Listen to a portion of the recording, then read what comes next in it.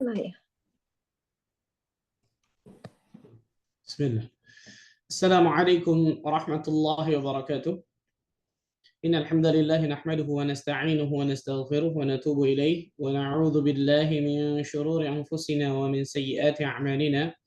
Man yahdihillahu fala mudilla lahu wa man yudlil fala hadiya lahu. Ashhadu an la ilaha illallah wahdahu la sharika lahu wa ashhadu anna Muhammadan 'abduhu wa rasuluh.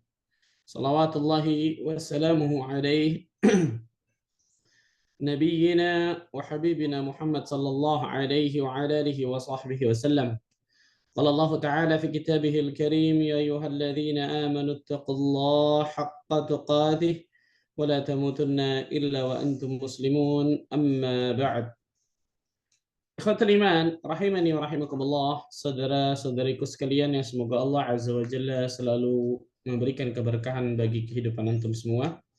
Alhamdulillah, kita bersyukur kepada Allah Tabaraka wa Ta'ala atas segala limpahan karunia dan nikmat yang Allah berikan kepada kita semua.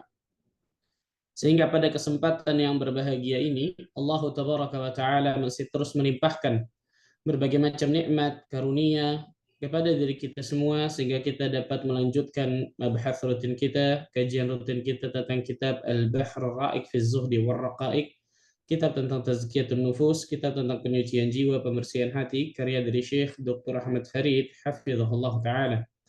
Kita berdoa kepada Allah Azza wa Jalla, semoga Allah selalu jadikan diri kita termasuk golongan hamba-hamba Allah yang mendapatkan hidayah taufik untuk meniti sunnah Nabi SAW sampai akhir hayat nanti. Allahumma amin. Salat dan salam semoga tercurah kepada Rasulina Al-Karim, Nabi kita Muhammad sallallahu alaihi wasallam, Nabi akhir zaman, Nabi yang telah membawa kita dari zaman kejahiliahan, dari zaman kebodohan, dari zaman keterasingan akan ilmu menuju zaman yang terang benderang akan ilmu syar'i, itu zaman as-sunnah. Ikhwatul iman, rahimani wa rahimakumullah, lanjutkan mabahas kita tentang bab tawakkal, tawakkul ala Allah, bertawakal kepada Allah Azza wa Jalla. Kemarin sudah kita sebutkan di antara rukun dari tawakal itu ada dua. Yang pertama adalah akhdhul asbab, mengambil sebab. Atau kalau bahasa kita usaha, ikhtiar. Ini yang pertama. Yang namanya tawakal itu tidak menafikan apa? Ikhtiar. Dan ikhtiar ini adalah amalan badan, bukan amalan hati. Ikhtiarnya ini, usahanya ini, mengambil sebab itu amalan badan, tuh jawarih, amalan anggota badan. Kemudian rukun tawakal yang kedua kemarin adalah apa? Tafwidul amr ilallah, menyerahkan urusannya kepada Allah Azza wa Jalla. Nah, ini amalan hati. Yang kedua ini amalan apa? Amalan hati. Nah, ketika seseorang sudah mengambil sebab, berusaha, berikhtiar dengan cara yang dibenarkan di dalam syariat, karena ikhtiar seseorang, usaha seseorang harus yang dibenarkan dalam syariat Allah, baik itu syar'i ataupun sesuatu yang mubah. Yang syar'i maksudnya ada dalilnya, atau sesuatu yang mubah dibolehkan dalam agama. Setelah dia mengambil sebab, usaha, ikhtiar, baru kemudian menyerahkan urusannya kepada Allah Azza wa Jalla. Ini urusan hati nih. Yang kedua ini bukan amalan jawarih lagi, bukan amalan anggota badan, tapi amalan hati. Nah, para ulama mengatakan bahwa tawakal ini, orang yang bertawakal kepada Allah Azza wa Jalla pada hakikatnya adalah orang-orang yang mentauhidkan Allah dengan benar. Nggak mungkin dia bisa bertawakal dengan benar tanpa dia mentauhidkan Allah dengan benar. Salah satunya adalah tawakal ini. Ketika seseorang bertawakal kepada Allah Azza wa Jalla, berarti pada hakikatnya dia sedang mentauhidkan Allah dengan tiga tauhid. Tauhid rububiyah, tauhid al-asma wa sifat, tauhid al-uluhiyah. Jadi ketika dia bertawakal kepada Allah. Kenapa bisa seperti itu? Nah, para ulama menjelaskan. Ketika seseorang meyakini, tadi yang kedua, menyerahkan urusannya kepada Allah. Berarti kan di situ ada athiqah, ada percaya, ada keyakinan bahwa Allah Tabaraka wa Ta'ala itu bisa menyelesaikan urusannya dengan mudah. ada kepercayaan, keyakinan bahwa Allah Tabaraka wa Ta'ala maha mengatur segala sesuatu yang ada di jagat raya ini. Dan itu namanya tauhid rububiyah. Apa itu tauhid rububiyah? Mengesahkan Allah dalam perbuatan Allah. Perbuatan Allah ada banyak. Menciptakan, mengatur, menguasai, memiliki, memberikan rezeki, menghidupkan, mematikan, dan seterusnya. Nah, salah satunya adalah mengatur. Mengatur hidup dan kehidupan makhluknya di atas muka bumi ini. Ketika seseorang bertawakal kepada Allah, dia sudah usaha nih maksimal, dia sudah ikhtiar dengan maksimal. Setelah itu dia menyerahkan urusannya kepada Allah, berarti kan dalam dirinya, dalam hatinya itu ada athiqah, kata para ulama.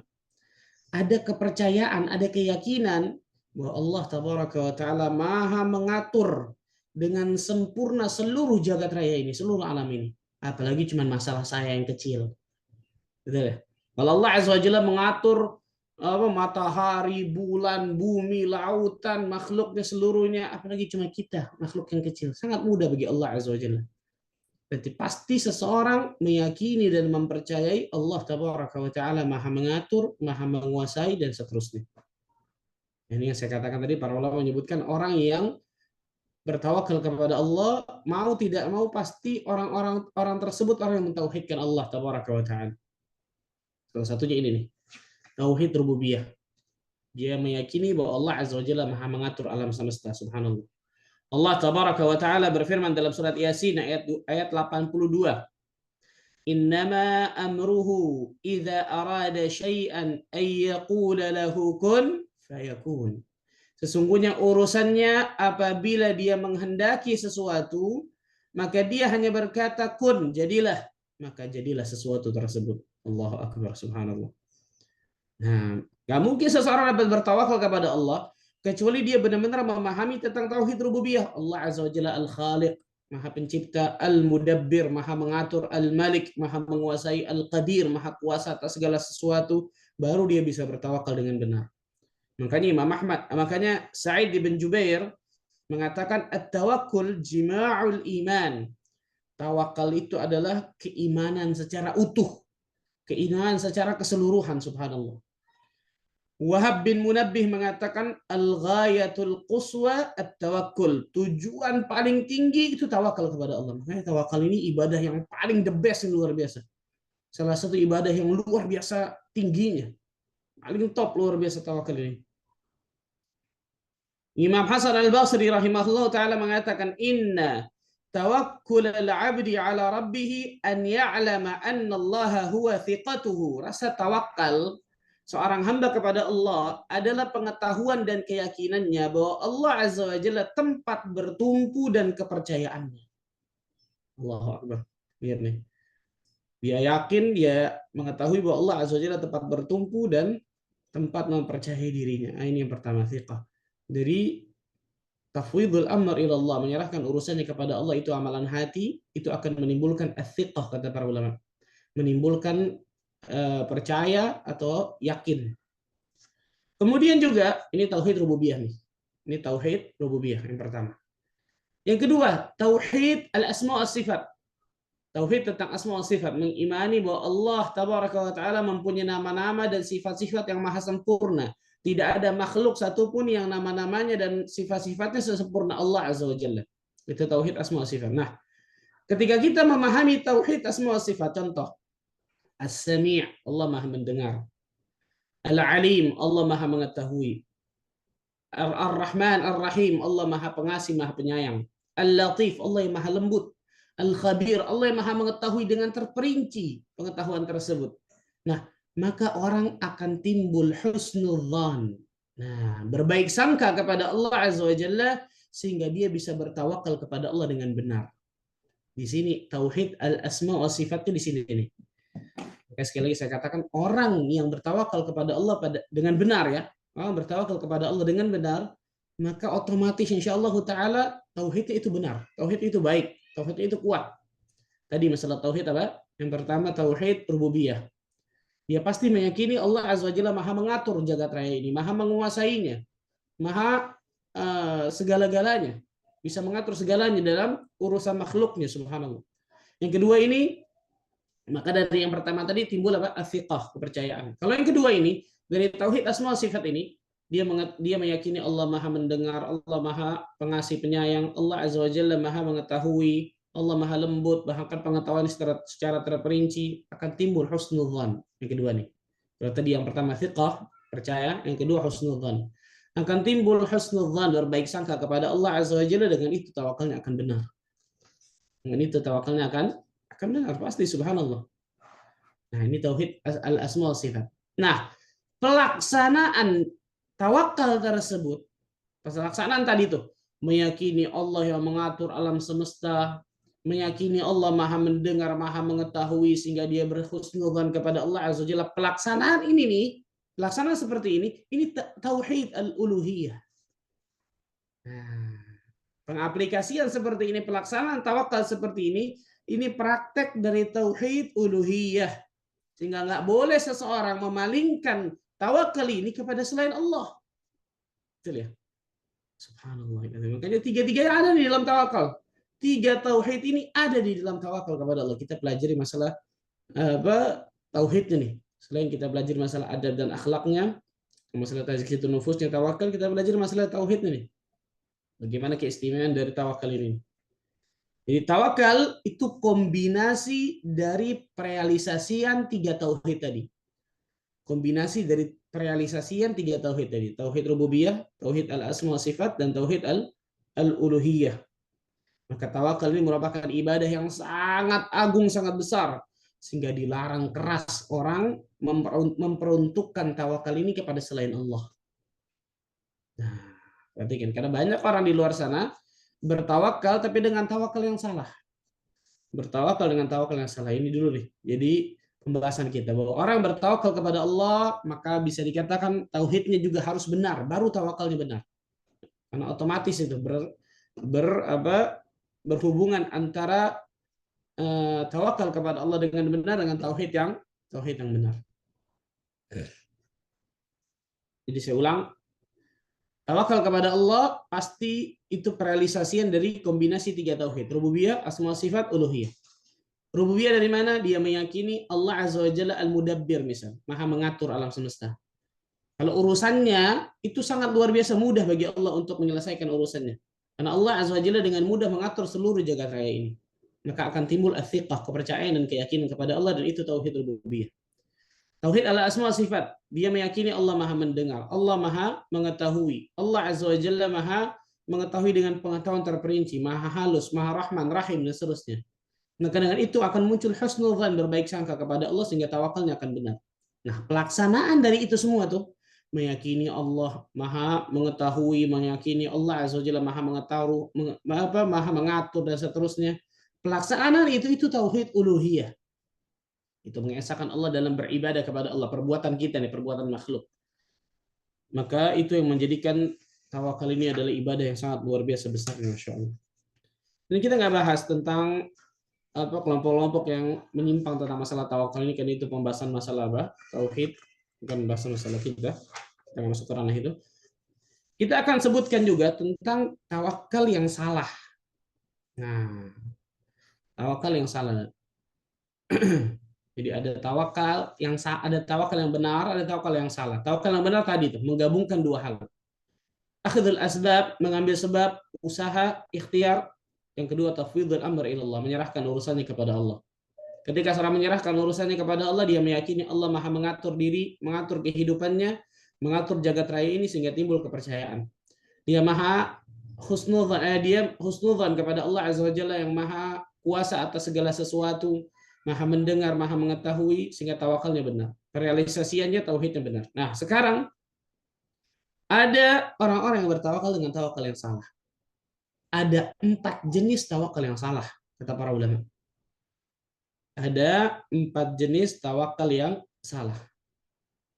Yang pertama, tawakal yang tergolong asyirkul akbar. Na'udzubillah. Tawakal yang tergolong syirik besar. Tawakal yang tergolong syirik besar. Syirik besar loh, bayangkan, nggak main-main ini. Berarti bisa mengeluarkan seseorang dari Islam. Apa itu? Ada 3. Ada tiga paling tidak dicontohkan oleh para ulama tawakal yang mengandung syirik besar, tergolong syirik besar. Yang pertama, tawakal kepada mayat secara mutlak. Dia tawakal kepada mayat. Gimana ceritanya tawakal kepada mayat? Ini orang datang ke kuburan, dia bertawakal kepada mayat tersebut yang dianggap mayat ini orang soleh. Dia bertawakal kepada mayat tersebut secara mutlak. Ini nggak boleh, ini syirkun akbar. Ini syirik besar yang bisa mengeluarkan seorang dari Islam. Hati-hati, subhanallah. A'udzubillahi min dzalik. Mayat gak bisa berbuat apa-apa, betul ya? Sebagaimana patung berhala yang disembah orang-orang Quraisy dahulu kan gak bisa berbuat apa-apa, betul ya? Maka mayat pun sama seperti itu. Bagaimana kemudian kita menggantungkan diri kita, hidup kita kepada mayat tersebut? Bahkan mayat itu butuh doa kita, kan gitu. Subhanallah. Meminta-minta kepada penghuni kubur, nggak boleh ini. Subhanallah, bertawakal kepadanya. Berapa kaum muslimin bisa melakukan ini? Na'udzubillah. Yang pertama, tawakal yang mengandung syirik besar, tawakal kepada mayat secara mutlak. Contoh tawakal yang mengandung syirik besar yang kedua, bertawakal kepada yang gaib. Bertawakal kepada yang gaib secara mutlak. Contoh bertawakal kepada jin. Alhamdulillah. Fazaduhum rohaqa, kata Allah. Jin tersebut tidak menambah kecuali apa? Kehinaan, keburukan kepada kalian. Bertawakal pada jin, bertawakal kepada yang dia anggap wali yang tidak hadir. Wali yang tidak hadir, nggak hadir di hadapan diri. Walinya ada di mana, misal di Pulau Kalimantan, di mana. Dia bertawakal kepada wali tersebut yang nggak hadir. Gimana ini? Alhamdulillah min dzalik. Nih, orang yang bertawakal dengan sesuatu yang gaib. Jadi gaib itu kan nggak kelihatan ya kan. Bukan hanya alam gaib, bukan hanya setan, jin. Gaib itu nggak terlihat. Orang bertawakal kepada yang gaib ini, dia meyakini bahwa wali tersebut misalnya nggak ada di hadapannya nih. Wali di mana gitu. Dia menjadikan tempat bertawakal. Dia yakin berarti wali itu dapat melihat dirinya, betul ya? Dia yakin wali itu dapat mendengar keluhannya sehingga dia bertawakal kepadanya. Ini syirik besar, naudzubillah. Dan tawakal yang mengandung syirik besar yang ketiga, tawakal kepada makhluk yang hadir. Yang ketiga contohnya nih. Tawakal kepada makhluk yang hadir. Hadir makhluk itu di hadapan kita. Bukan tadi, kalau tadi yang gaib. Ini hadir pada perkara yang tidak dia mampu kecuali hanya kepada Allah. Jadi tawakal kepada makhluk yang hadir, makhluk itu hadir di hadapannya. Jadi mungkin apa? Orang yang dianggap orang soleh tadi, orang pintar wali tadi hadir di hadapannya. Tapi dia bertawakal pada perkara yang tidak dimampui oleh makhluk kecuali itu hanya kepada Allah. Seseorang tawakal kepada misal entah ustadz, entah kiai, entah wali, entah jengan, apapun itulah, untuk bisa mendapatkan keturunan. Yang bisa berikan keturunan bukan fulan, bukan fulanah, bukan alan, bukan ini, Allah Azza wa Jalla. Allah tabaraka wa taala. Dia bertawakal kepada fulan atau siapapun dari makhluk yang dia yakin bisa mengampuni dosa-dosanya. Alhamdulillah min dzalik. Ini ada nih subhanallah yang seperti ini. Alhamdulillah. Karena yang bisa mengampuni dosa, yang bisa memberikan keturunan hanya Allah tabaraka wa taala. Maka tidak boleh bertawakal kepada makhluk walaupun makhluk tersebut hadir di hadapannya, tapi pada perkara-perkara yang tidak dimampui makhluk itu kecuali hanya Allah. Hanya Allah saja yang bisa memenuhi perkara tersebut. Ini 3 contoh tawakal syirik besar. Tawakal yang mengandung syirkun akbar, kesyirikan besar yang bisa menggugurkan pahala atau menggugurkan agama seseorang. Yang kedua, tawakal yang salah yang kedua. Tawakal yang salah yang kedua. Tadi kan ada 4 ya, baru 1. Tawakal yang salah yang kedua, tawakal yang tergolong atau mengandung asyirkul asghar, syirik yang kecil.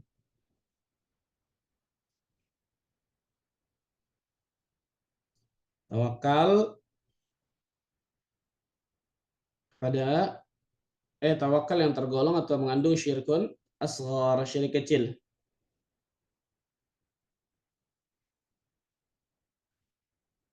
Apa contohnya? Banyak, luar biasa.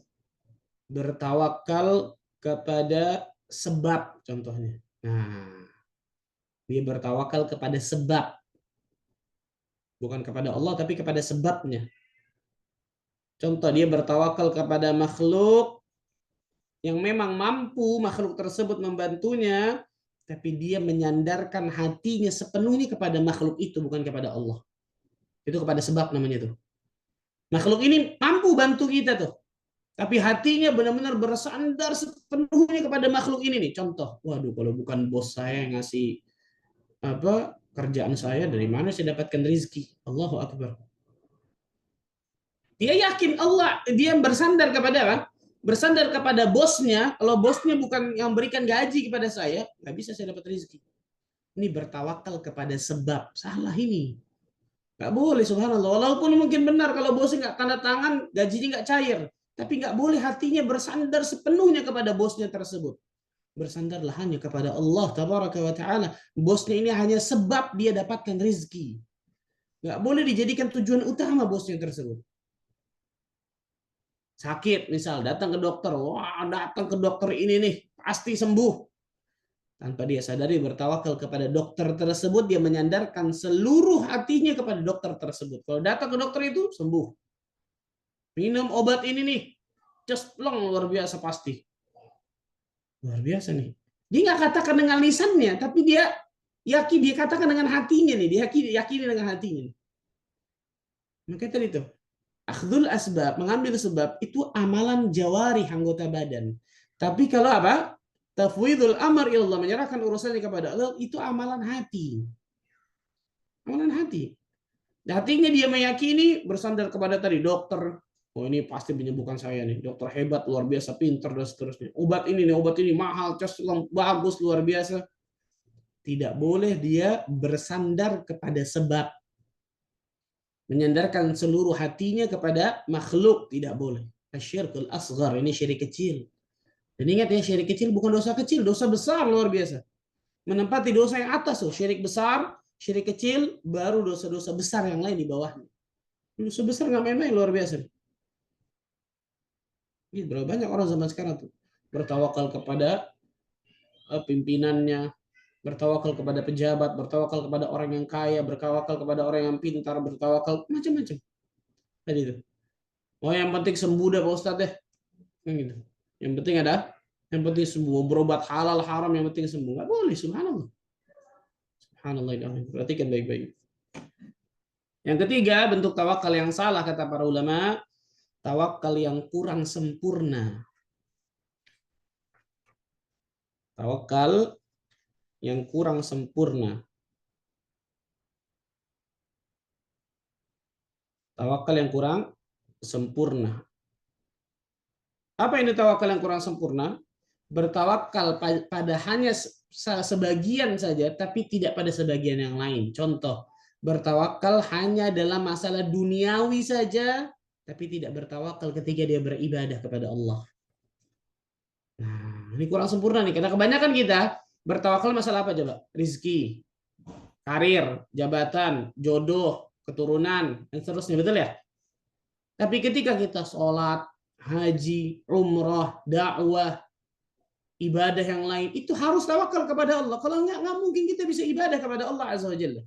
Nah, berapa banyak kaum muslimin dan muslimat bertawakal kepada Allah hanya masalah perkara duniawi saja. Ini tawakal yang kurang sempurna nih. Dia bertawakal pada satu bagian, tapi tidak bertawakal dengan bagian yang lain. Dia bertawakal hanya perkara duniawi saja, tapi tidak bertawakal masalah ukhrawi, tidak bertawakal masalah ibadah kepada Allah. Kita nggak mungkin bisa sholat dengan benar tanpa bertawakal kepada Allah. Makanya ketika apa? Muadzin mengucapkan hayya 'alas shalah, hayya 'alal falah, kita ucapkan apa? La haula wala quwata illa billah. Enggak ada daya dan upaya, enggak ada daya dan kekuatan kecuali dari Allah tabaraka wa taala. Kita enggak mungkin salat, enggak mungkin bisa salat tanpa bantuan Allah azza wajalla, tanpa bertawakal kepada Allah azza wajalla. Nah, saya katakan tadi kita hanya bertawakal, banyak dari kaum muslim bertawakal hanya masalah perkara duniawi saja. Jodoh, karir, jabatan, rezeki, turunan, dan seterusnya. Tapi tidak bertawakal ketika dia beribadah kepada Allah. Dakwah misal, Allahu Akbar. Kalau dia nggak bertawakal kepada Allah ketika berdakwah, rusak, hancur itu dakwahnya pasti. Pasti subhanallah lihat. Allahu Akbar. Maka di antara tawakal yang kurang sempurna kata para ulama, bertawakal hanya pada sebagian saja tapi tidak pada sebagian yang lain. Contohnya bertawakal kepada perkara dunia saja tapi tidak bertawakal ketika dia beribadah kepada Allah Azza wa Jalla. Nah, banyak dalam Al-Quran Al-Karim Allah Azza wa Jalla menggandengkan antara tawakal dengan ibadah kepada Allah. Ini menunjukkan bahwa tawakal itu bukan hanya perkara duniawi saja, tapi ada yang lebih besar dari perkara itu seperti ibadah contohnya. Jadi nggak boleh membatasi tawakal itu hanya perkara duniawi saja. Jadi tawakal yang kurang sempurna kata para ulama. Dan yang keempat, di antara tawakal yang salah, tidak berusaha. Wah, saya serahkan saja urusannya sama Allah sudah. Tapi dia nggak ada usaha sama sekali. Salah ini. Bagaimana bisa dikatakan tawakal yang benar kalau dia tidak berusaha, subhanallah. Tidak berusaha, dia meninggalkan sebab. Ini tawakal yang salah. Dia meninggalkan apa? Meninggalkan sebab. Meninggalkan sebab sama sekali luar biasa benar-benar gitu. Maka ini jelas sesuatu yang salah. Dan dari kata masalah ini luar biasa banyaknya, Masya Allah. Nah ini tentang 4 jenis tawakal yang keliru yang disebutkan oleh para ulama tentang masalah hal ini. Untuk apa kita bisa mengetahui ini? Tidak lain tidak bukan untuk kita bisa bertawakal kepada Allah Tabaraka wa Ta'ala dengan benar. Karena kalau tidak, bisa jadi ternyata tawakal kita salah atau tawakal kita kurang sempurna kepada Allah Azza wa Jalla. Nah, ikhwatul iman, rahimani wa rahimakumullah. Sekarang kita akan sebutkan tentang buah dan keutamaan tawakal. Ketika orang bertawakal kepada Allah Azza wa Jalla, apa buah manisnya? Apa keutamaan yang akan dia dapatkan ketika dia bertawakal kepada Allah? Ini luar biasa banyak banget ya. Luar biasa banyak sekali, Masya Allah. Yang pertama. Yang pertama. Dicintai Allah Tabaraka wa Ta'ala. Yang pertama. Dicintai Allah Tabaraka wa Ta'ala.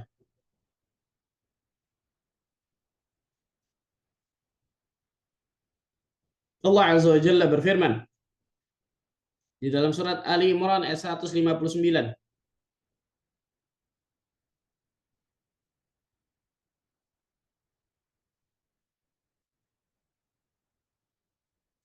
Surat Ali Imran ayat 159.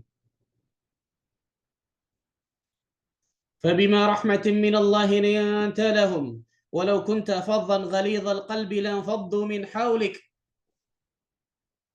Maka berkat rahmat Allah, engkau ya Muhammad bisa berlemah lembut terhadap mereka. Sekiranya engkau bersikap keras, hatimu kasar, tentulah mereka pasti akan menjauh dari sekelilingmu, wahai Muhammad. Fa'fu anhu wastaghfir lahum wa syawirhum fil amr.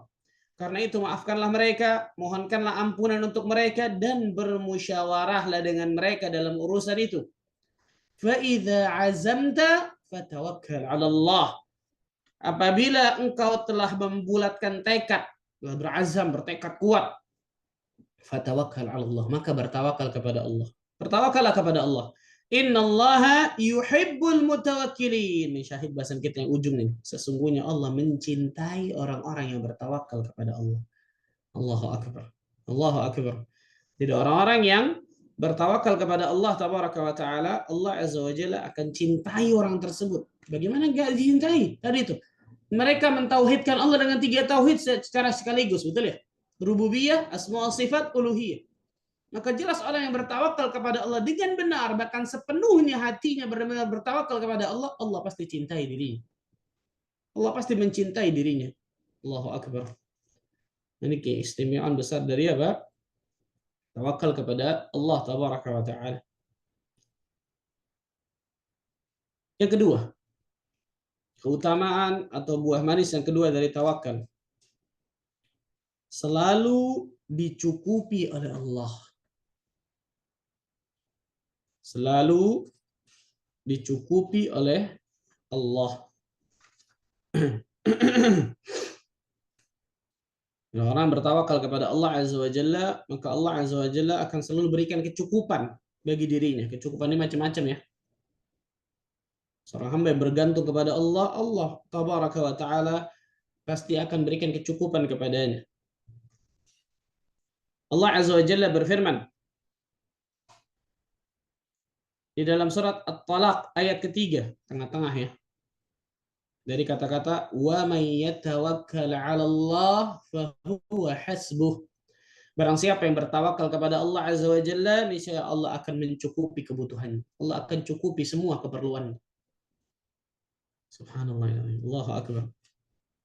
Nabi SAW pernah membaca surat At-Talaq kepada Abu Dzar. At-Talaq ayat 3 nih. Surat At-Talaq ayat ketiga ini pernah membaca Nabi kepada Abu Dzar Al-Ghifari. Lalu beliau berkata, "Lau anna an-nasa kullahum akhadhu biha lakafathum." Allahu akbar. Seandainya semua manusia mengambil nasihat ini nih, mengambil nasihat dari ayat ini, benar-benar dia bertawakal benar-benar kepada Allah, lakafathum, maka sudah mencukupi mereka. Sudah mencukupi mereka. Ajib. Allahu akbar. Wa may yatawakkal 'ala Allah fa huwa hasbuh. Barang siapa yang bertawakal kepada Allah, Allah Azza wa Jalla akan mencukupinya. Allah akan cukupi kebutuhannya, Allah akan cukupi keperluannya, Allah akan tolong dia, Allah akan jaga dia, dan seterusnya. Dan seterusnya, subhanallah. Jadi seandainya manusia bertakwa kepada Allah, bertawakal kepada Allah dengan benar, Allah pasti akan cukupi urusan dunianya dan akhiratnya. Allah cukupi dua-duanya, dunianya dan akhiratnya. Dengan syarat dia bertakwa dan bertawakal kepada Allah dengan benar. Karena ayat ini berbicara tentang takwa dan tawakal nih. Surah At-Talaq ayat ke-3 ini. Ibnu Jarir At-Tabari rahimahullahu taala ketika menjelaskan ayat ini beliau mengatakan, barang siapa yang bertakwa kepada Allah dengan menjalankan perintahnya dan menyandarkan hatinya kepada Allah, maka Allah akan memberikannya kecukupan. Allahu akbar. Al-Imam Al-Qurtubi dalam kitab tafsirnya beliau mengatakan ketika menafsirkan ayat ini, surah At-Talaq ayat ketiga, barang siapa yang menyandarkan dirinya kepada Allah, maka Allah akan berikan kecukupan pada urusannya. Al-Imam Asy-Syaukani dalam kitabnya Fathul Qadir, kitab tafsir beliau menyebutkan barang siapa yang menyerahkan urusannya kepada Allah, maka Allah akan berikan kecukupan pada urusannya tersebut. Syekh Abdurrahman bin Nasir As-Sa'di dalam kitab tafsir beliau mengatakan, barang siapa yang menyandarkan diri kepada Allah dalam urusan dunia maupun agama untuk meraih manfaat dan terlepas dari kemadaratan, dan ia pun menyerahkan urusannya kepada Allah, maka Allah akan mencukupi urusannya. Jika urusan tersebut diserahkan kepada yang Maha Al-Ghani, Maha Kaya, Maha mencukupi, Al-Qawi yang Maha Kuat, Al-Aziz yang Maha Perkasa, Ar-Rahman Ar-Rahim yang Maha Penyayang, Maha Pengasih, maka hasilnya pun akan baik dari cara-cara yang lain. Namun kadang hasil tidak datang saat itu juga, namun diakhirkan sesuai dengan waktu yang pas. Sesuai dengan waktu yang pas, subhanallah. Itulah bagi orang-orang yang bertawakal kepada Allah. Ajib, luar biasa ya, kawan. Nah, makanya orang-orang bertawakal kepada Allah, nggak usah banyak pikiran. Nggak usah banyak apa? Ntar begini gimana, gini gimana, ini gimana. Allah tabaraka wa ta'ala yang akan cukupi. Tugas kita tinggal mengambil sebab dengan benar. Sebab tersebut disyariatkan dalam agama, baik itu yang syar'i ataupun yang mubah. Setelah itu serahkan urusannya kepada Allah. Makanya Al-Imam Ibnu Rajab Al-Hambali rahimahullahu taala sampai juga mengatakan apa? Orang ada bisa jadi seseorang yang usahanya itu sedikit, usahanya nggak banyak untuk bisa mendapatkan sesuatu, usahanya nggak banyak, tapi tingkat penyerahan hatinya kepada Allah itu luar biasa kuatnya. Maka dengan itu Allah Azza wa Jalla akan berikan banyak kebaikan dalam kehidupannya. Akan berikan banyak kebaikan dalam kehidupannya. Ajib, luar biasa ya. Nah, ini keistimewaan dari apa? Tawakkul ala Allah, bertawakal kepada Allah Azza wa Jalla. Kemudian yang ketiga.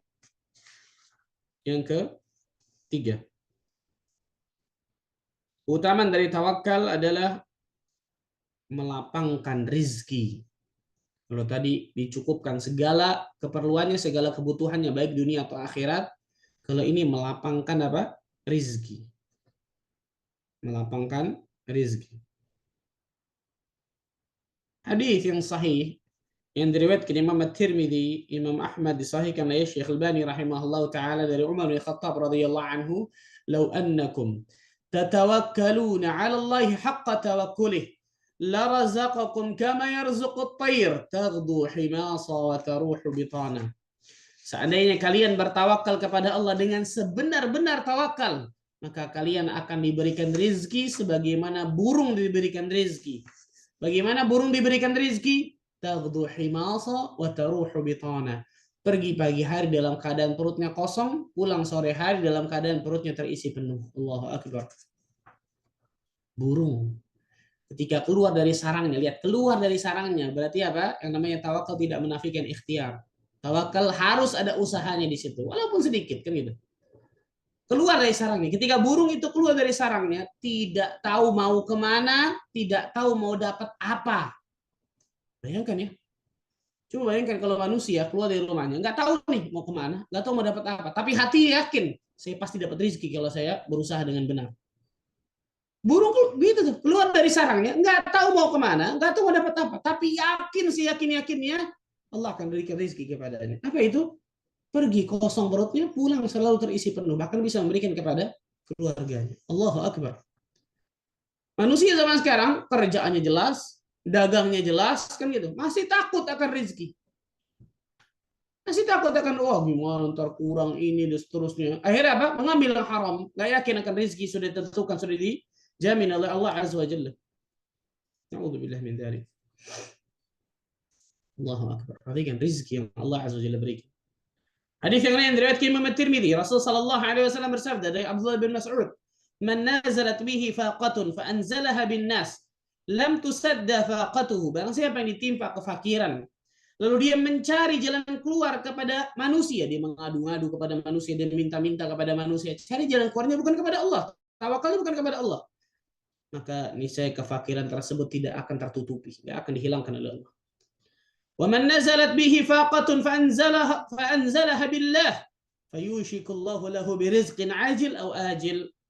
Namun barang siapa yang ditimpa kefakiran, lalu dia mencari jalan keluarnya kepada Allah, dia berdoa kepada Allah, dia bertawakal kepada Allah, usahanya sudah benar nih, tinggal doa tawakal kepada Allah, maka niscaya Allah akan mempercepat untuknya rezeki di dunia, atau dia mempercepat kematian bagi dirinya. Rezeki di dunia atau rezeki di akhirat, kan gitu. Ajib. Allahu Akbar. Allahu Akbar. Kita yakinlah rezeki kita madmun, rezeki kita dijamin oleh Allah Azza wa Jalla, dan puluhan ayat dalam Al-Qur'an berbicara masalah itu. Puluhan ayat. Maka bagi orang-orang yang bertawakal kepada Allah, Allah akan berikan rezeki luar biasa. Al-Hafidz Ibn Rajab Al-Hambali mengatakan, tawakal adalah seutama-utama sebab untuk memperoleh rezeki. Yang tadi saya katakan tuh. Bisa jadi seseorang usahanya sedikit, tapi penyerahan urusannya kepada Allah, hatinya benar-benar bergantung kepada Allah luar biasa, sehingga Allah berikan rezeki luar biasa banyaknya kepadanya, padahal usahanya hanya sedikit saja.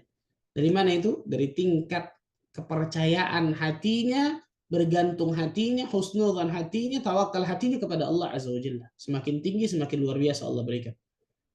Dan ingat, rezeki ini bukan cuma harta. Nah, jangan mempersempit kata-kata rezeki ini cuma fulus, cuma uang. Luas yang namanya rezeki Allah Azza wa Jalla, luar biasa. Nah, ini di antara keutamaan untuk buah manis dari tawakal. Yang keempat ya, dihindarkan dari gangguan syaitan. Dihindarkan atau dijaga dari gangguan syaitan. Jadi orang-orang yang bertawakal kepada Allah Azza wa Jalla dengan benar, Allah Tabaraka wa Ta'ala akan jauhkan dirinya, jaga dirinya, hindarkan dirinya dari gangguan syaitan. Jadi antara dalil yang ma'ruf tentang masalah ini, doa keluar rumah. Rasul sallallahu alaihi wasallam bersabda dalam hadis yang sahih dari Abu Dawud, At-Tirmidzi, An-Nasa'i dari Anas bin Malik, barang siapa yang keluar rumah kemudian membaca bismillah, tawakkaltu 'ala Allah, la haula wa la quwata illa billah, dengan menyebut nama Allah, aku bertawakal kepada Allah, tidak ada daya dan upaya kecuali dengan izin Allah Tabaraka wa Ta'ala. Maka ketika itu dikatakan kepadanya, wahai hamba Allah, faqad hudiya wa kufiya wa wuqiya. Engkau telah diberi hidayah, telah dicukupkan kebutuhanmu, dan telah dijaga dari keburukan musuhmu. Kemudian syaitan yang hendak mengganggu pun berpaling. Syaitan yang mau ganggu dia berpaling, menjauh darinya. Sehingga syaitan yang lain akan berkata kepada syaitan tersebut, bagaimana mungkin engkau bisa menggoda hamba yang telah diberi hidayah sama Allah, dicukupi oleh Allah, dijaga dari keburukan oleh Allah. Ajib. Allahu Akbar. Syaitan nasihatin syaitan yang lain. Allahu Akbar. Allahu Akbar. Ya, syaitan yang hendak mengganggunya, jalan, menjauh dari dirinya. Syaitan yang lain ngomong sama syaitan yang ingin mengganggunya. Bagaimana mungkin kau bisa mengganggu orang, menjerumuskan seseorang yang sudah dikasih hidayah, dicukupi, dijaga dari keburukan oleh Allah Azza wa Jalla. Tidak bisa. Bismillahirrahmanirrahim. Istimewa, Masya Allah. Allahu Akbar. Allahu Akbar, Masya Allah. Tabarakallah. Dihindarkan, dijaga dari gangguan syaitan. Maka jangan lupa doa ini nih, subhanallah, ketika kita ke rumah. Dan doa yang lain yang sudah kita ajarkan kemarin, berlindung dari 8 hal. Kemudian yang keempat, mengusir rasa was-was dan pesimis. Nah, dengan tawakal ini akan bisa mengusir rasa apa? Rasa was-was dan pesimis. Mengusir rasa was-was dan pesimis. Jelas, subhanallahil azim. Mengusir rasa was-was dan pesimis.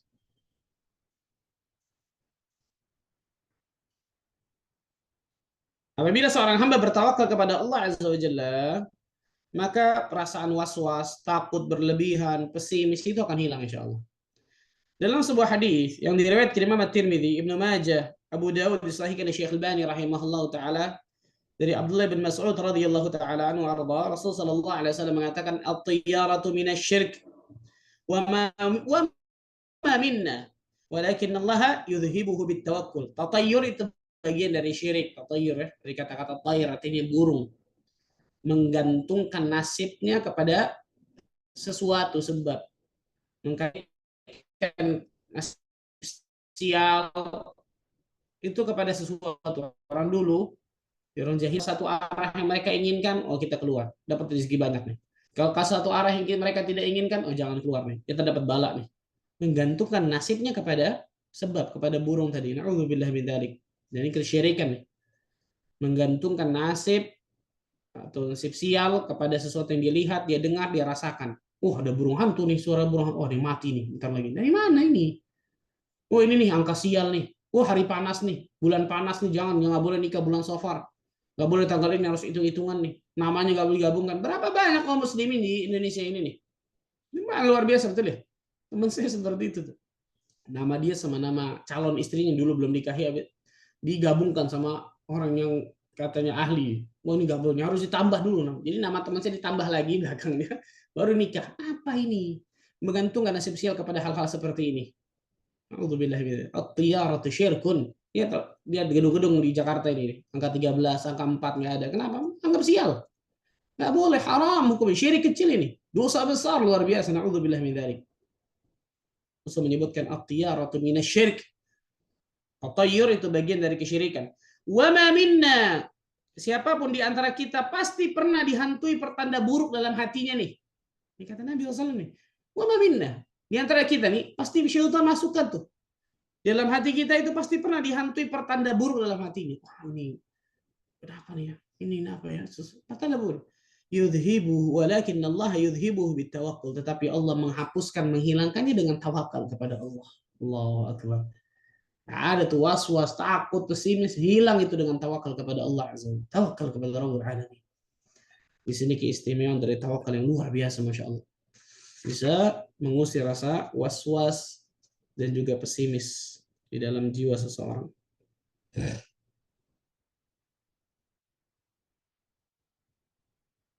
Yang selanjutnya, menguatkan hati. Di antara keutamaan selanjutnya dari tawakal, menguatkan hati. Benar banget ini. Sangat benar ya, subhanallah. Ketika orang hanya bertawakal kepada Allah Azza wa Jalla, hatinya itu akan kuat. Manusia makhluk yang lemah. Wa khuliqal insanu dha'ifa. Diciptakan manusia dalam keadaan lemah kan gitu. Namun ketika seseorang bersandar, makhluk yang lemah ini bersandar kepada Al-Qawi yang maha kuat, Al-Aziz yang maha perkasa luar biasa, Al-Jabbar, Al-Qahhar, Al-Qawi, Al-Matin. bersandar kepada Allah tabaraka wa taala, maka dia pasti akan memperoleh kekuatan dan keteguhan hati. Iya, Rasulullah Shallallahu Alaihi Wasallam berdakwah luar biasa 13 tahun di kota Mekah, siang malam dia intimidasi oleh kafir Quraisy. Itu kalau bukan Allah Azza wa Jalla yang menguatkan hatinya, siapa coba? Gak bisa itu. Gak masuk akal manusia gitu, betul ya? Siang malam, bahkan kaumnya sendiri, pamannya sendiri, Quraisy yang mengintimidasi Nabi Shallallahu Alaihi Wasallam luar biasa, menyerang luar biasa, menyerangnya semua tuh, psikisnya, fisiknya semua. 13 tahun di kota Mekah. Kalau bukan Allah Azza wa Jalla yang berikan kekuatan, siapa yang bisa? Makhluk manusia nggak bisa sekuat-kuat apapun dia lagi tuh, nggak bisa. Oh, dia bisa ngangkat ratusan kilo, luar biasa. Makhluk dhaif, lemah. Apalagi tadi kalau psikisnya diserang, hatinya diserang, wah lebih ini lagi luar biasa. Allah tabaraka wa taala yang memberikan kekuatan bagi dirinya dari tawakal ini. Meneguhkan hatinya, menguatkan hatinya dengan tawakal kepada Allah. Ibnu Qayyim al-Jauziyah rahimahullah taala berkata dalam tafsir Ibnu Al-Qayyim, tawakal merupakan dinding penahan yang terkuat bagi seorang hamba ketika berhadapan dengan tekanan, kezaliman, dan serangan musuh, meskipun semua itu berada di luar batas kemampuannya. Allahu Akbar. Di luar batas kemampuannya nih. Tapi dengan tawakal, seseorang hamba bisa berhadapan dengan hal-hal tadi itu. Tekanan, kezaliman, serangan musuh, apapun itu. Baik psikis, fisik, apapun itu. Menguatkan dan meneguhkan hati luar biasa, Masya Allah. Itu bertawakal kepada Allah tabaraka wa ta'ala. Dan yang terakhir, di antara keutamaan dari tawakal kepada Allah azza wa jalla, masuk surga tanpa hisab. Allahu akbar. Masuk surga tanpa hisab. Orang-orang yang bertawakal kepada Allah tabaraka wa ta'ala, Allah azza wa jalla akan berikan surga kepadanya tanpa hisab. Nabi sallallahu alaihi wasallam bersabda dalam sebuah hadis yang sahih yang diriwayatkan Bukhari dengan Muslim, yadkhulul jannah min ummati 70,000 bighairi hisab wala azab. Ada 70.000 orang dari umatku yang akan masuk ke surga tanpa hisab dan tanpa azab. Yang kemudian disebutkan ma'akulli alfin 70,000. Setiap 1.000 orang itu membawa 70.000 orang lagi. Siapa mereka? Humul ladzina la yastarqun. Mereka adalah orang-orang yang tidak minta diruqyah. Wala yatatayyarun. Mereka adalah orang-orang yang tidak bertatayyur. Tatayyur tadi tuh menggantungkan nasib sial kepada sesuatu yang dia dengar, dia lihat, dia rasakan, dan seterusnya. Kemudian wala yaktawun. Tidak berobat dengan kai. Kai itu besi panas ditempelkan. Pengobatan arah jahiliyah terdahulu. Wa ala rabbihim yatawakkalun. Yang keempat, yang paling penting nih. Intinya yang keempat. Dan hanya kepada Allah mereka bertawakal. Karena biasanya orang melakukan 3 ini nih. Meminta diruqyah, bertatayyur, kemudian berobat dengan kai, biasa tawakalnya ada masalah. Tawakalnya biasa ada masalah. Entah tawakalnya rusak atau tawakalnya kurang sempurna kepada Allah. Contoh, dia minta ruqyah kepada seseorang. Minta ruqyah, sebagian ulama mengatakan mubah, sebagian ulama mengatakan makruh, dibenci, nggak sampai derajat haram. Tapi ditakutkan ketika dia minta ruqyah kepada orang tersebut, hatinya bergeser dari Allah kepada yang meruqyah itu. Nah, ini bahaya nih. Wah, kalau bukan dia yang meruqyah kayaknya kurang mantap ya. Itu si fulan tuh yang meruqyah luar biasa tuh, mujarab banget tuh. Semua kaum muslimin dan muslimat pada hakikatnya bisa meruqyah. Semua. Bahkan ruqyah yang paling terbaik, ruqyah mandiri diri kita sendiri. Kita meruqyah diri kita sendiri. Itu ruqyah paling terbaik. Nah, agama Islam ini saddud dzari'ah, menutup segala celah yang bisa mengantarkan kepada sesuatu yang buruk, yang nggak boleh. Salah satu tadi, ketika orang meminta ruqyah, ditakutkan hatinya bergeser tanpa dia sadari dari Allah bertawakalnya kepada yang meruqyah hari itu. Nah, hati-hati, makanya jangan nih. Tapi kalau seseorang misal dia yakin nih, kata Syekh bin Baz, dia tidak menemukan pengobatan yang paling mujarab bagi dirinya kecuali ruqyah.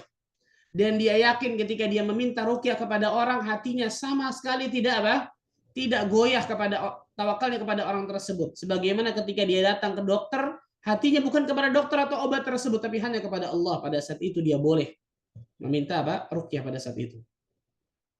Karena hatinya yakin, hatinya benar-benar yakin nggak bergeser ketergantungannya kepada makhluk tersebut yang meruqyahnya.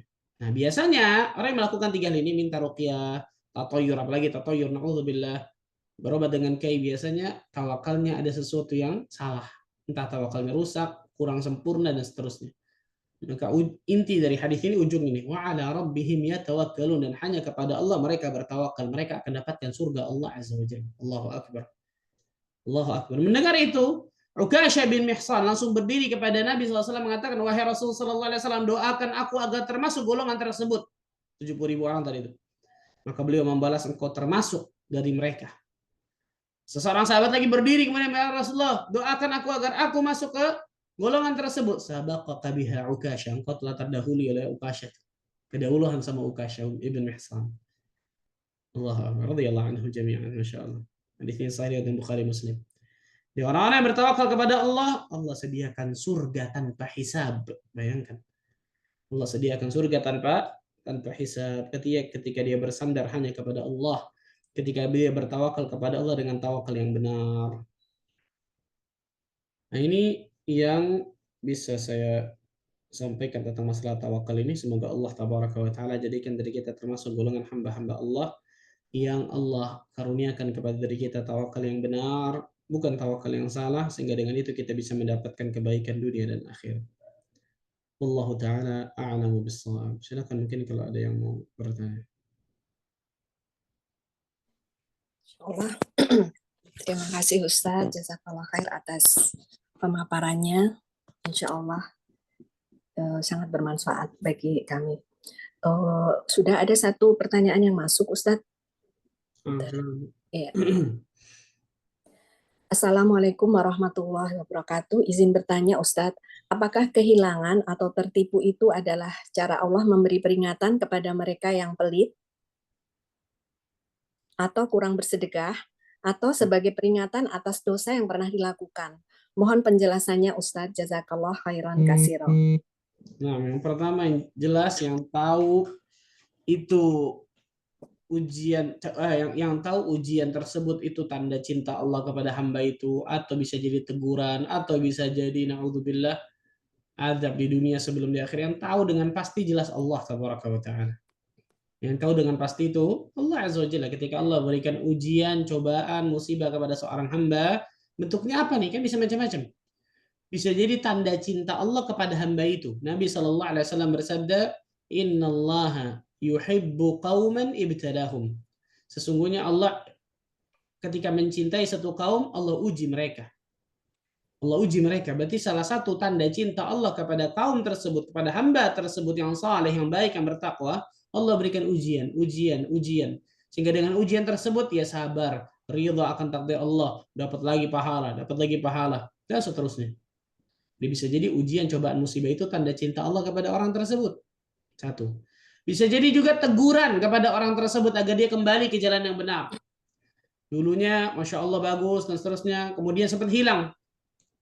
Kemudian Allah berikan ujian, cobaan, musibah agar apa? Balik ke jalan yang benar. Balik ke jalan yang benar supaya balik dia, subhanallah. Bisa jadi seperti itu. Atau bisa jadi naudzubillah min dzalik, dari apa? Menjadi adab tersendiri di dunia sebelum di akhirat. Ketika orang tersebut apa?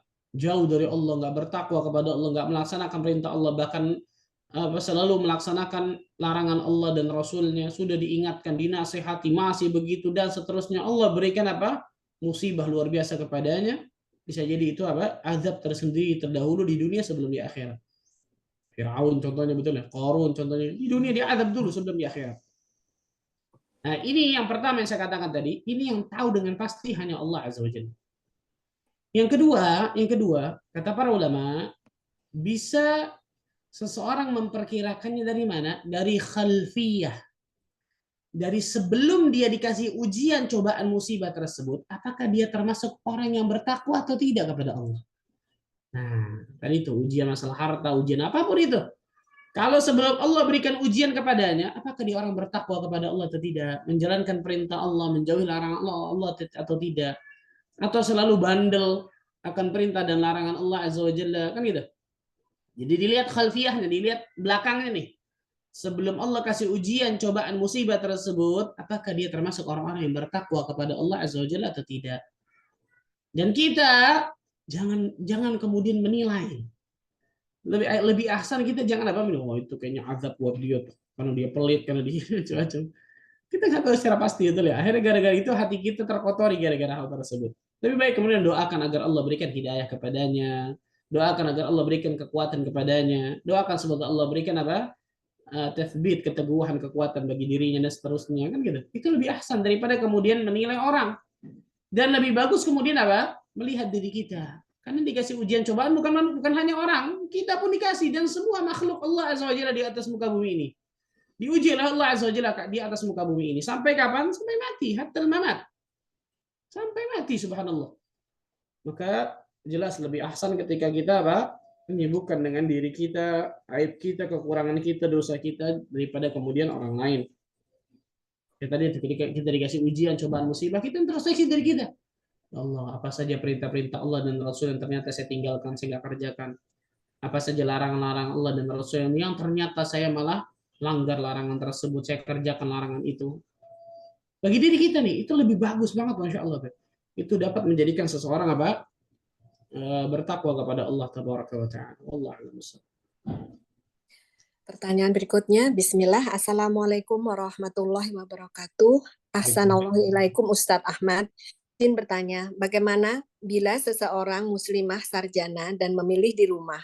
Qadarullah, ayah dan kakaknya sangat memaksa dia untuk bekerja dan marah besar bila terus di rumah. Sedangkan ia sudah pernah bekerja namun tidak betah, tersiksa karena ada banyak maksiat di kantor, ikhtilat, mudah dilihat laki-laki, ajnabi, dan lain-lain. Dan lebih memilih menuntut ilmu. Saat ini sudah menganggur 5 bulan sambil tetap apply pekerjaan. Mohon nasihatnya Ustadz untuk bertawakal dalam perkara ini. Jazakumullah khair wa barakallahu fikum. Seorang wanita, wajazakillah khair wa barakallahu fikum. Seorang wanita memang dalam Islam tidak pernah diwajibkan untuk mencari nafkah. Nggak pernah. Dari dia hidup sampai dia meninggal. Itu pada hakikatnya ya. Tidak pernah diwajibkan untuk mencari nafkah.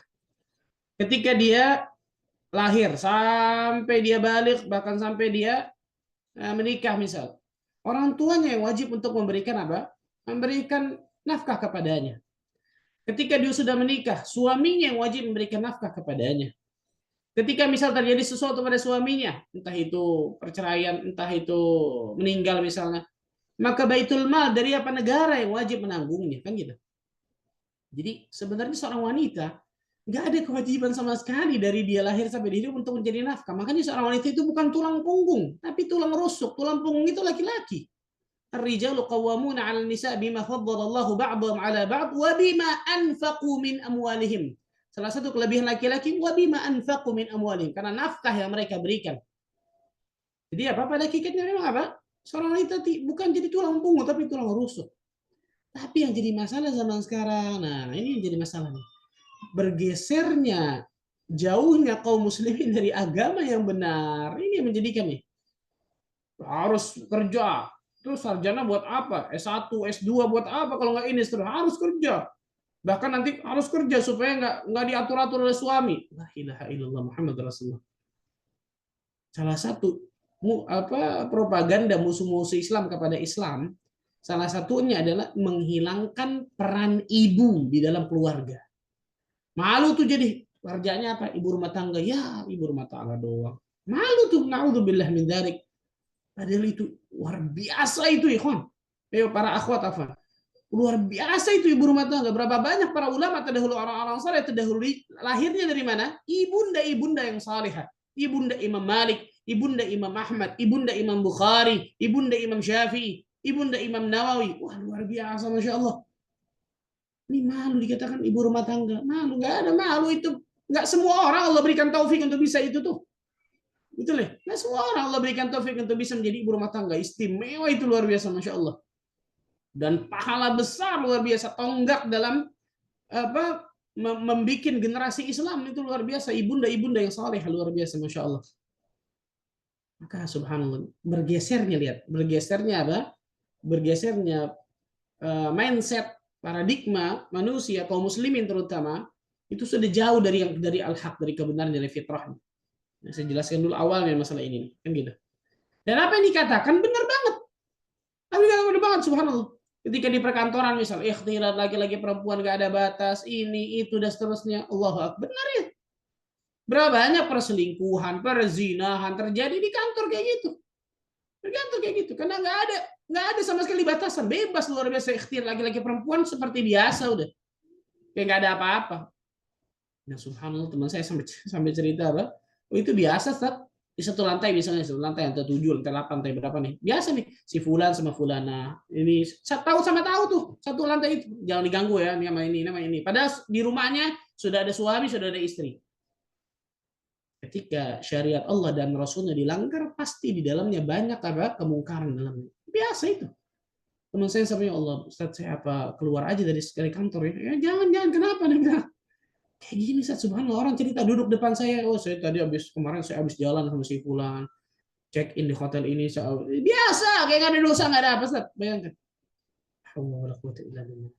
Ketika syariat Allah dan Rasulnya dilanggar, pasti di dalamnya banyak kemadaratan akan timbul. Banyak kemadaratan timbul pasti. Emansipasi wanita Pak Ustaz, hak asasi manusia, gender laki-laki perempuan harus sama. La haula wala quwata illa billah. Allah tabaraka wa taala ketika menciptakan makhluknya, Allah paling tahu. Allah paling berilmu, paling tahu mana yang terbaik, mana yang hikmah bagi makhluknya tersebut. Al-Hakim, Maha bijaksana di antara nama-nama Allah Azza wa Jalla. Allah tahu tuh. Allah tahu manusia laki-laki butuh di mana, perempuan butuhnya di mana. Allah Maha tahu. Terus mau dilanggar ini hancur pasti. Hancur, naudzubillah min dzalik. Maka subhanallah. Ini ujian bagi anti. Ujian bagi anti dari ayah dan juga apa? Kakak atau adik tadi yang laki-laki, subhanallah. Kenapa? Karena jauhnya mereka dari agama sudah. Jauhnya mereka dari agama. Kalaupun mereka harus bekerja karena mungkin menutupi kebutuhan dirinya atau kemudian apa? Keluarganya. Pada akhirnya dibolehkan. Wanita bekerja dibolehkan, tapi jangan sampai kemudian apa? Melanggar syariat Allah dan Rasulnya. Jangan sampai melanggar syariat Allah dan Rasulnya. Nggak boleh kemudian melanggar fitrahnya, keluar dari rumah kemudian dari pagi sampai sore sampai malam, bahkan subhanallah laki-laki suaminya terlantar di rumahnya, anaknya terlantar, yang didik siapa, pembantunya dalam rumahnya. Jangan sampai seperti itu kan gitu. Jangan sampai berbuat sesuatu yang haram di luar ketika dalam kerjaannya tersebut. Maka bertakwalah kepada Allah. Wa may yattaqillah yaj'al lahu makhraja wa yarzuqhu min haitsu la yahtasib. Barang siapa yang bertakwa kepada Allah Azza wa Jalla, Allah akan berikan jalan keluar dari segala permasalahan hidupnya. Takwa kepada Allah. Ini ujian bagi anti. Betul. Ujian bagi anti dan juga banyak saya yakin para akhwat yang seperti ini. Sahih, betul. Ujian. Maka bertakwa kepada Allah Azza wa Jalla, Allah akan berikan jalan keluar menurut caranya Allah Azza wa Jalla. Bukan cara kita sudah. Nah, terkadang ketika kita mikirkan buntu otak kita. Tapi ketika kita bertakwa kepada Allah, yaj'al lahu makhraja. Allah akan berikan jalan keluar dari Allah akan berikan jalan keluar dari segala permasalahan hidupnya. Wa yarzuqhu min haitsu la yahtasib, dan Allah akan berikan rezeki kepadanya dari arah yang tidak disangka-sangka. Bisa jadi kemudian nanti yang bertanya bisa apa? Dagang online mungkin di rumah dan seterusnya. Bisa macam-macam. Sehingga bisa mendapatkan pendapatan. Kan intinya sebenarnya bukan cuma sarjana tapi nganggur di rumah, bukan cuma itu. Tapi nggak bisa dapat apa-apa. Di sekolahin capek-capek tinggi mahal-mahal seterusnya kan gitu ya. Allahu Akbar. Dan saran saya doa kepada Allah Azza wa Jalla agar Allah berikan jodoh yang saleh kepada anti. Berikan jodoh yang saleh, laki-laki yang saleh yang bisa menikahi anti nantinya insyaallah taala bisa membimbing anti ke jalan kebaikan dan seterusnya. Wallahu taala a'lam bishawab. Pertanyaan berikutnya Ustadz. Bismillah, izin bertanya Ustadz. Teman Ana praktisi ta'adud, apakah dia berdosa apabila istri-istrinya tidak akur satu sama dengan yang lain? Panjang urusan. Yang pertama jelas, kita bicara masalah ta'adud atau poligami ini harus insaf ya, harus adil. Tidak bisa kemudian kita berbicara kelaki-lakian atau kewanitaan. Kalau pakai perasaan, nggak bakal dilakukan ini. Kan gitu. Laki-laki berbicara, oh ini syariat Allah dan Rasul, ini sunnah dan seterusnya. Tapi dia nggak mampu. Wah ini bunuh diri kalau begini. Na'udzubillah min dzalik nih. Dia nggak mampu, datang di hari kiamat dalam keadaan miring. Dosa besar nggak main-main, luar biasa tuh. Jadi jangan dengan mudah maksudnya berbicara masalah poligami, ta'adud, nggak seperti itu. Ini sesuatu yang berat, nggak main-main, luar biasa. Kalau dia yakin memang bisa, silahkan, tafadhal. Kan gitu. Tapi yakin. Kenapa? Karena ketika seorang membuka tadi itu lembaran itu, berarti pada hakikatnya dia membuka hisab yang baru kepada keluarganya. Gitu tuh. Hisab yang satu aja nih berat luar biasa, satu istri. Hisab yang kedua, ketiga, keempat, berarti dia harus siap membuka hisab yang banyak nanti di hadapan Allah Azza wa Jalla. Maka kalau itu zalim, na'udzubillah min dzalik, hati-hati subhanallah. Di kalangan para akhwat, para wanita, ini pun nggak boleh apa? Nggak boleh berlebihan. Wah, pokoknya kalau ustadz ini nih yang tadut saya nggak mau datang nih. Ini kan nggak benar nih. Ini bukan satu dua saya dengar luar biasa nih. Kalau Ustadz Fulan yang tadut saya nggak mau dengar kajiannya nih. Ini nyambungnya apa ilmu yang disampaikan sama Ustadz itu sama tadutnya? Kan nggak benar pakai perasaan kalau seperti ini. Nggak boleh. Kita berbicara dalam agama ini. Qala Allah wa qala Rasul. Firman Allah Azza wa Jalla dan sabda Nabi SAW. Ini yang saya katakan insaf tengah-tengah. Tidak berbicara tentang masalah kelaki-lakian. Wah, ta'adud. Enggak, tidak. Tidak juga kemudian menolak dengan seterusnya apa yang di perasaan wanita. Enggak, tengah-tengah. Dia mampu, silahkan subhanallah. Wanita ketika apa? Melihat ini syariat Allah dan Rasul.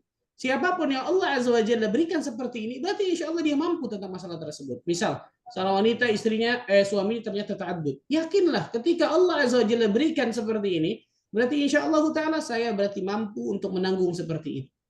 Selesai, begitu.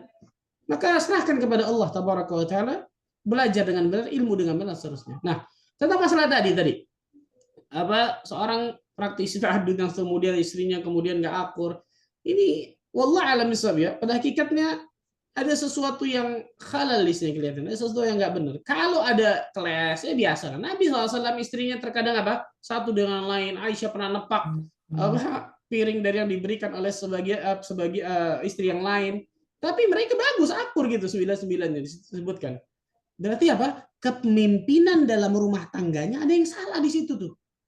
Kalau cuma kelas 1 2 ya biasa rumah tangga biasa. Tapi kalau nggak akur sampai naudzubillah berantem, nggak mau ketemu ini kan nggak benar ya sebenarnya. Itu apa itu ar-rijal di situ pentingnya. Ar-rijalu qawwamuna 'ala nisa, hati-hati. Seorang laki-laki itu apa? Pemimpin bagi seorang wanita. Maka ini yang saya katakan dari awal tuh tidak mudah bagi seorang laki-laki. Orang-orang yang Allah berikan kelebihan tersendiri ketika dia punya apa? Istri lebih dari satu, kemudian dia bisa qawwam, bisa seorang pemimpin, bisa apa? Memimpin istri-istrinya dan juga anak-anaknya dengan benar. Oh, itu istimewa, Masya Allah. Bagus, luar biasa, Masya Allah, luar biasa. Tapi tidak semua orang Allah berikan kelebihan ini.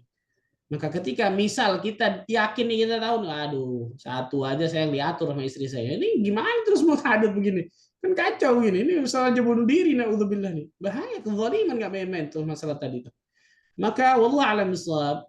Walaupun setiap kasus istri ini pasti beda-beda ya. Bisa jadi tadi kemudian istrinya tadi berantem gara-gara mungkin ada orang yang mungkin menghasutnya, ada karena subhanallah berbicara tentang masalah tadi ini bukan cuma suami istri nih, nanti orang tuanya ngikut lah, mertuanya ngikut lah, temennya bisikin macam-macam lah, ini nggak boleh, nih hati-hati nih, ini nggak boleh, hati-hati subhanallah, ini syariat Allah dan Rasulnya, titik selesai. Bagi orang yang menjalani mampu silahkan.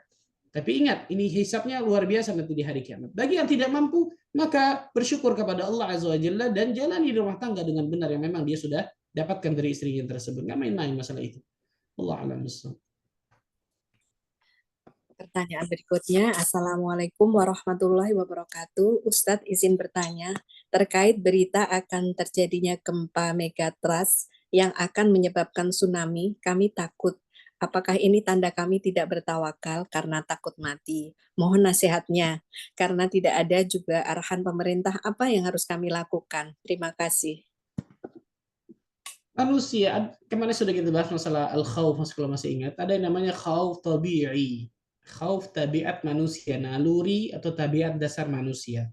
Manusia takut dengan musuh yang kuat, manusia takut dengan api yang berkobar, manusia takut dengan binatang buas, manusia takut dengan tadi bencana alam. Itu pada hakikatnya fitrah, pada hakikatnya tabi'i, tabiat dasar manusia. Selama itu tidak berlebihan. Nah, kalau berlebihan hati-hati.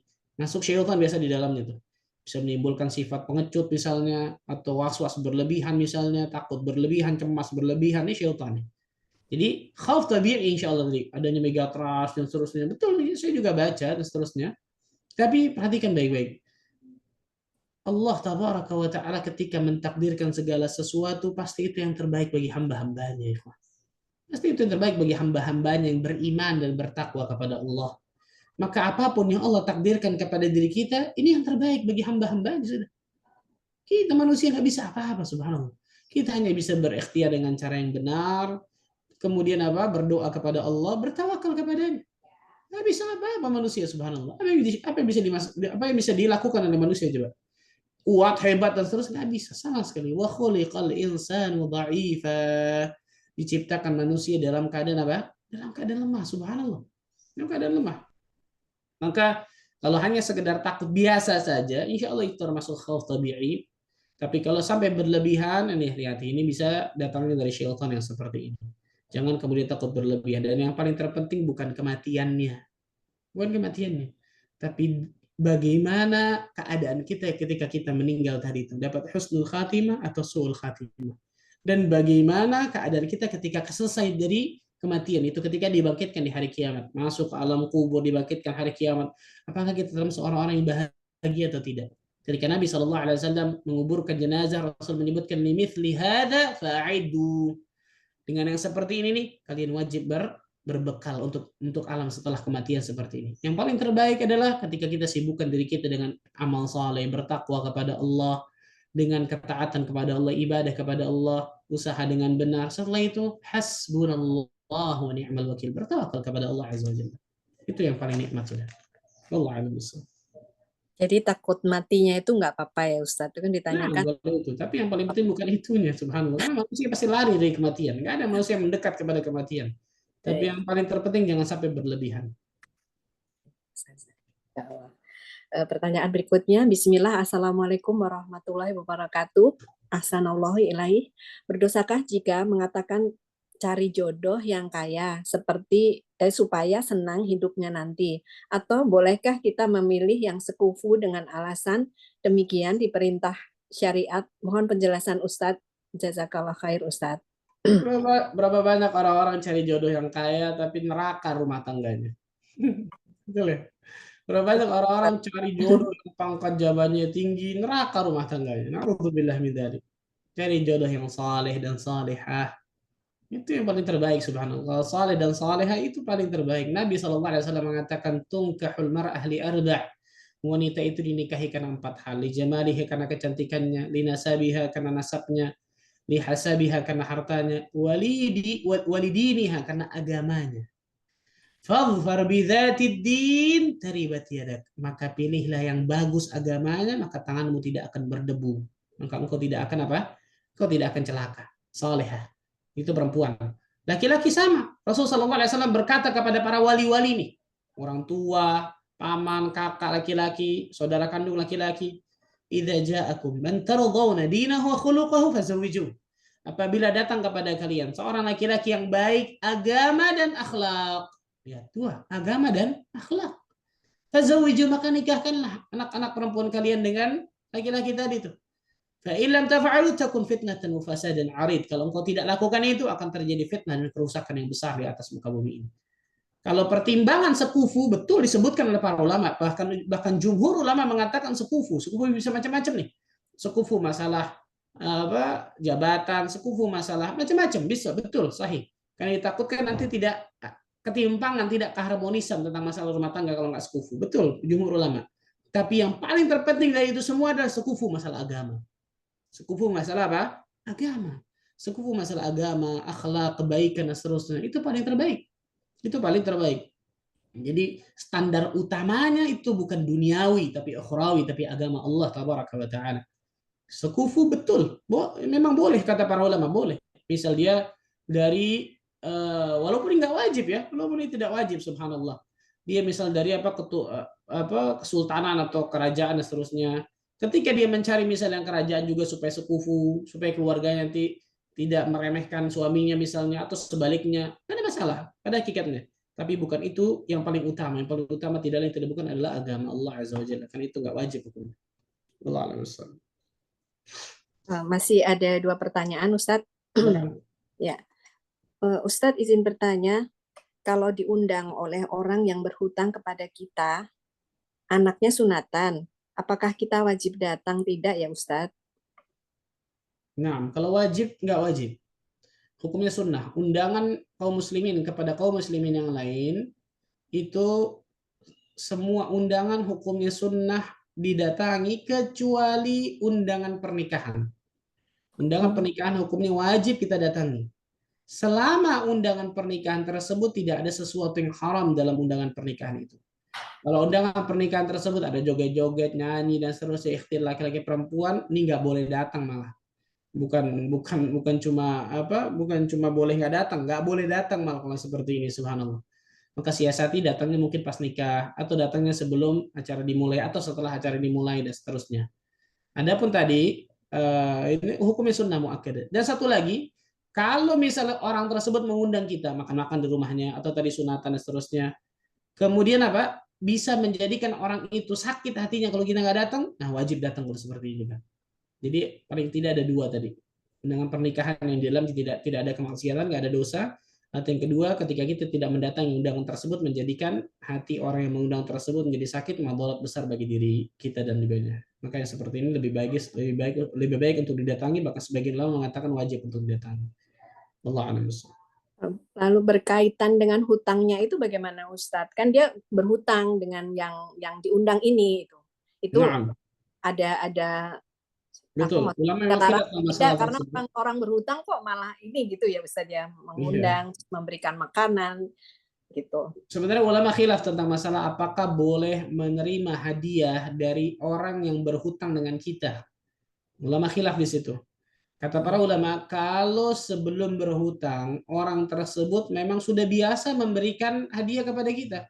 Mau dia ngutang sama kita, mau nggak dia ngutang sama kita, memang sering ngasih hadiah. Maka yang seperti ini pendapat yang lebih rajih, boleh kita mengambil hadiahnya. Tapi kalau kemudian nggak pernah ngasih hadiah sama sekali, kemudian ngutang sama kita, ngasih hadiah, yang seperti ini jangan diterima. Karena kata para ulama ditakutkan kemudian hadiah dari hal tersebut untuk menunda dari pembayaran hutangnya dan seterusnya. Maka ditakutkan ada manfaat yang diterima oleh diri kita dari penundaan dari hutang hutang orang tersebut yang belum dibayar. Nah, tapi kalau tadi maka dilihat tadi tuh biasanya sih wallah alam, dan memang kebanyakan manusia ini macam-macam, subhanallah.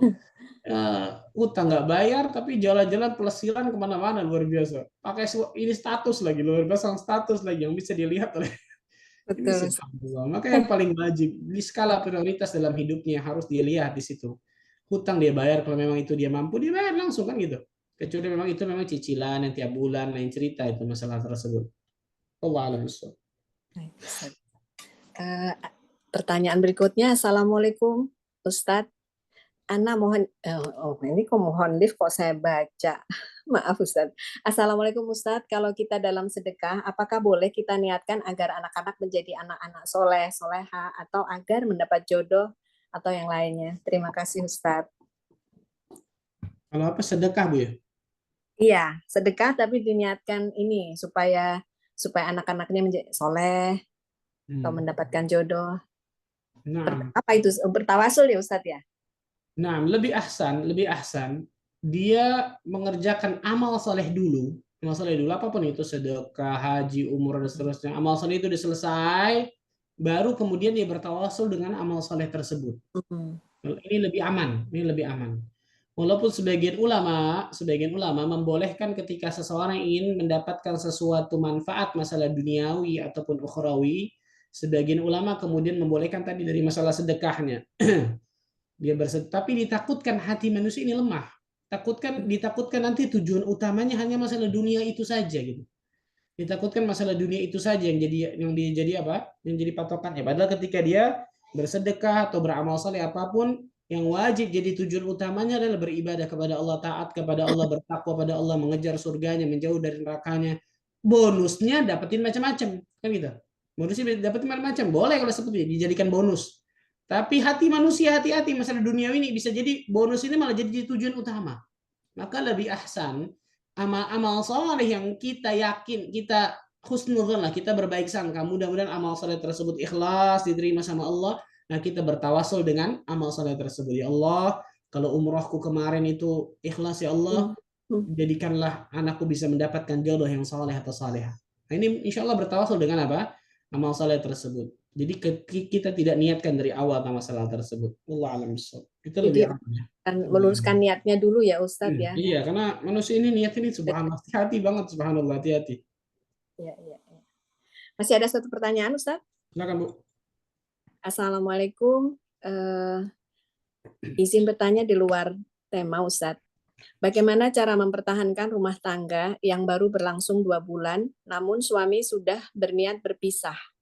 Dan sejak awal menyatakan ini adalah pilihan yang sangat ia sesali, karena ternyata fisik saya, rambut tidak sesuai ekspektasinya dan suami merasa hal ini bukan tanggung jawabnya. Kami kenal melalui ta'aruf dan saat nazar tidak ada permintaan untuk melihat rambut. Subhanallah. Yang pertama, ini banyak kesalahan tentang masalah ini nih. Nazar itu di antara hal yang disyariatkan di dalam syariat Islam ketika seseorang ingin menikah. Nazar, lihat. Karena banyak cerita seperti ini. Ada satu cerita subhanallah, si fulan teman sama si B, si A sama si B. Si B ini punya adik. Si B ini laki-laki sama laki-laki. Si B ini punya adik perempuan. Si B ini ganteng luar biasa, masya Allah. Ganteng putih luar biasa. Maka kemudian apa? Si A ini mau menikah dengan adiknya si B, tapi nggak nazar. Kenapa? Karena si A ini sudah husnuzan, sudah kakaknya dia begini, masya Allah, gimana adiknya? Yang gitu ya. Apa yang terjadi? Subhanallah, nggak nazar. Ketika nikah dilihat kaget 180 derajat dengan kakaknya. Sangat bedanya 180 derajat luar biasa. Ini kan salah yang seperti ini. Maka tadi itu masalah nazar dan seterusnya. Itu memang harus di salah satu step yang dijalani ketika dia ingin menikah. Itu di antara sunnah Nabi SAW, di antara syariat Islam masalah tadi. Itu yang pertama. Yang kedua, kalau hanya tentang masalah rambut, kelihatannya hal tersebut bisa didiskusikan ya masalah tadi. Bisa jadi kemudian kemudian mungkin apa rambutnya? Keriting mungkin kecil-kecil dan seterusnya, bisa mungkin diluruskan, dicatok ataupun apa dan seterusnya. Kalau bukan masalah-masalah prinsipil maksudnya, maka coba pertahankan dulu. Coba pertahankan, coba bilang kepada suami, khidmat kepada suami dengan baik, layani suami dengan baik dan seterusnya. Intinya adalah berusaha dengan semaksimal mungkin gitu. Berusaha dengan semaksimal.